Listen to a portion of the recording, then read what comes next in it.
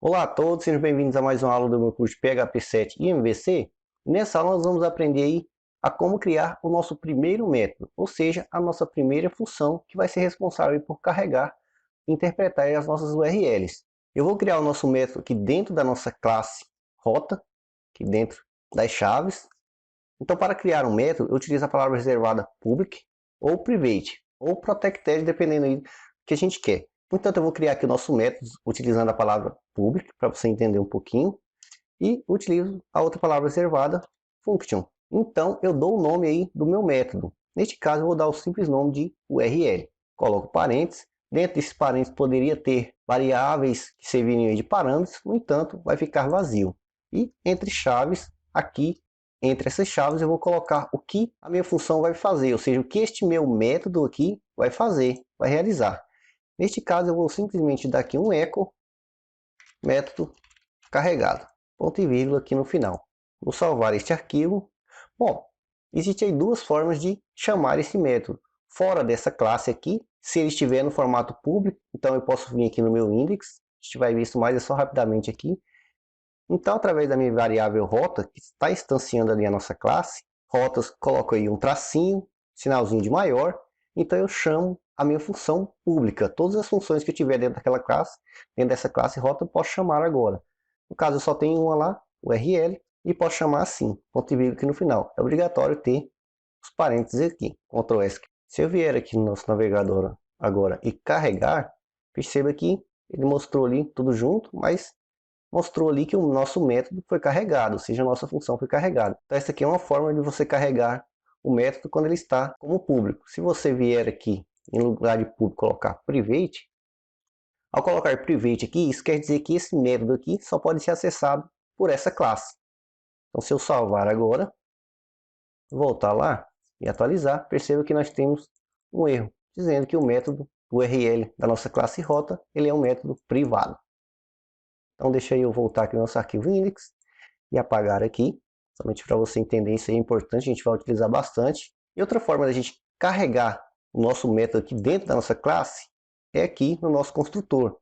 Então, para carregar o nosso método, eu utilizo a palavra reservada diz, tracinho, sinalzinho de maior, então coloca aí o nome do nosso método, neste caso URL, ponto e vírgula aqui no final, salvar, venho aqui atualizar, método carregado. Ok? Então, dessa forma aqui, eu instancio, eu carrego todos os métodos, mesmo eles estando privados, mas somente dentro dessa classe aqui. Bom, agora que entendemos essa parte, vamos então executar aqui as tarefas dentro da nossa função. Primeira coisa que eu vou dar um eco aqui na super global get, entre colchetes aqui, dentro de aspas, a nossa URL. Nós temos esse parâmetro aqui lá que nós criamos no arquivo htaccess, ok? E se eu der aqui no Ctrl S para salvar e voltar aqui no nosso navegador e atualizar, perceba que ele vai dar um erro de index indefinido, porque nós não definimos aqui nenhuma URL. Mas se eu digitar aqui, por exemplo, post, perceba que ele carregou ali. E tudo que eu digitar, ele também vai carregar como um string só. Então, post, editar, e ele vai carregando conforme os parâmetros que eu for digitando ali em cima. Se você estiver utilizando o NetBeans, e há várias discussões aí na internet sobre acesso a variáveis superglobais, não é recomendado acessar diretamente essas variáveis superglobais. Ou seja, porque a gente nunca sabe o que o usuário pode digitar na URL. Ele pode muito bem vir aqui no navegador e digitar algum código malicioso. É importante que a gente crie filtros e utilize filtros para tentar diminuir e minimizar o máximo possível dados maliciosos e que a gente receba realmente aquilo que a gente espera. Então, para isso, eu vou receber nossa URL através de um filtro. Então, eu vou criar aqui uma variável chamada URL, sinal de igual. Então, vou utilizar a função filter input do PHP e dentro eu vou utilizar aqui o input. Tem input post, nós vamos utilizar também, mas neste caso eu vou utilizar o input get. E nesse segundo parâmetro aqui, depois da vírgula, entre aspas simples, nós colocamos o parâmetro que a gente quer resgatar. No nosso caso, o URL. Por que nós estamos recebendo esse URL? Lá no nosso arquivo, deixa eu voltar aqui, htaccess, nós temos aqui o URL. Nós estamos recebendo o valor desse parâmetro, como a gente já viu em aulas anteriores. Então, recebi ali, e o meu terceiro parâmetro eu vou colocar um filtro. Existem diversos filtros, nós vamos utilizar alguns, mas para esse momento eu vou utilizar aqui o filter sanitize URL. Perceba que tem vários tipos de filtro para validar diversos tipos de dados. Então, esse filtro aqui, ele impede, aqui, ele remove que caracteres ilegais sejam aí enviados através da URL. Ponto e vírgula aqui no final. Então, eu preciso agora verificar, como você viu anteriormente que nós abrimos o navegador, se não existir a URL, ele dá um erro ali. Então, eu preciso retornar a URL apenas se ela existir. Para isso, então, eu uso o if, se, entre parênteses, e set. Ou seja, eu estou verificando se existe. Entre parênteses novamente, quem se existe? A nossa URL. O if aqui tem duas formas de fechar ele e colocar o que vai acontecer dentro desse if. Você pode colocar entre chaves, tudo bem, nesse formato, ou você pode colocar dois pontos aqui e finalizar ele com end if, ponto e vírgula aqui no final. As duas formas vão estar corretas e vão executar o mesmo resultado. Bom, então verifiquei. Se a minha URL existe, eu vou dar um return nela. Então, return URL. Ou seja, pego a URL filtrada, se ela existir, me retorna a URL. Se eu pegar aqui e salvar, voltar aqui no navegador, perceba que nada me é exibido. E se eu voltar aqui, deixa eu apagar aqui, perceba que também nada é exibido, a gente não sabe o que está acontecendo. Para isso, a gente pode ir debugando, algo que eu utilizo bastante para debugar e ver o que está acontecendo, ver se temos algum resultado, algum erro, mesmo que invisível. Nós utilizamos então var dump. E aqui eu vou colocar o que eu estou debugando, neste caso, a minha URL. E aí você pode colocar qualquer variável, tudo, e você vai ver o que está acontecendo. Nós vamos utilizar bastante aqui o var dump. Tudo bem? Então, Ctrl S aqui para salvar, volto ao navegador.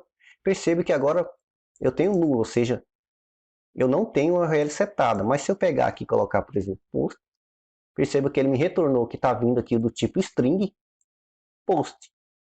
E se eu colocar barra editar, então eu tenho uma única string, mas eu sei que é um string. Deixa eu voltar aqui, porque o var dump está me dando essa informação.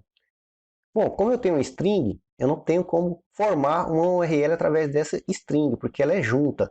Então eu preciso separar essa string. E para isso eu vou transformar ela em um array. Então, aqui dentro do nosso if, ou seja, mais uma vez, eu estou recebendo uma string única, tipo post, barra editar, barra 1, por exemplo. Então isso aqui é uma string só. Eu preciso dividir cada pedaço desse em um array, para que eu possa separar e montar um URL. Então, para isso, eu vou criar aqui uma variável, vou dar o nome mesmo de URL, você pode dar outro nome, mas eu vou dar o nome de URL. E vou utilizar a função explode, próprio PHP. E entre aspas aqui, eu vou colocar o que eu quero dar o explode. Então, eu quero dar o explode em quem? Na barra. E na onde que eu quero fazer isso? Na nossa URL. Ponto e vírgula aqui no final. Deixa eu apagar então aqui. Ctrl S aqui para salvar. Voltamos lá. E vou atualizar. Então perceba que agora eu não tenho mais um string, eu tenho um array.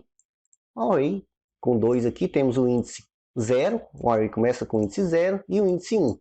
Então o índice 0 está escrito post e o índice 1 editar. Dessa forma, se eu vier aqui, por exemplo, colocar 1, então eu tenho um array ali com 3 elementos. Perceba que dessa forma agora eu conseguiria montar um URL.